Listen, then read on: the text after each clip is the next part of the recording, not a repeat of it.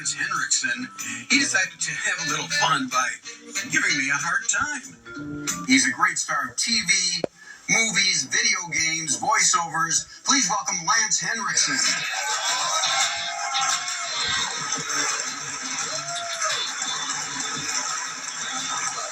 I have to tell you, it takes me a while to catch up on certain movies. The other day I was catching up on Jennifer's Body, which starred Megan Fox's body. And I'm watching it, and this isn't really giving anything away, but all of a sudden there's a guy driving a car, and I look, and I'm like, wait, that's Lance! And how did you end up in that movie? They were talking about a sequel, and that if I did the end, that I would be in the sequel.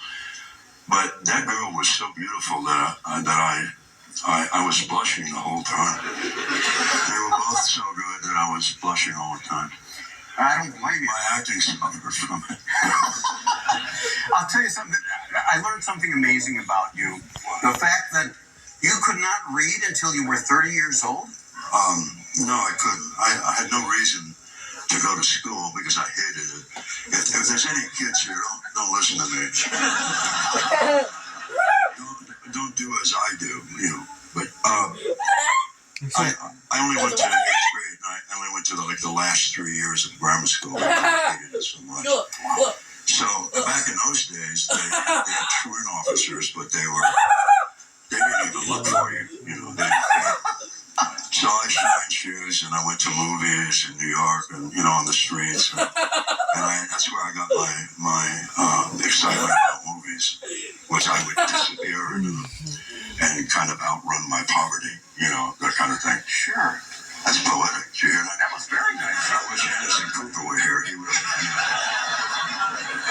Now, on my show, we've run a couple of your movies. We ran Pumpkinhead, which is a big favorite. Not 3 or 4. No, the original, yeah.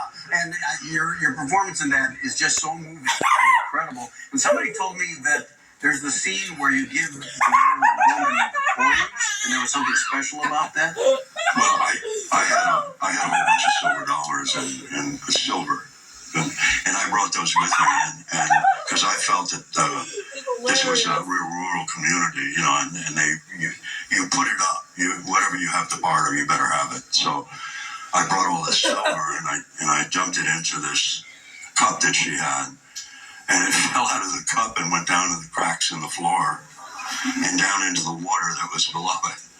So it's still there if you want to go digging around. But it was like 9 feet of water underneath that little shack. The other movie we've shown, was Piranha 2: The Spawning.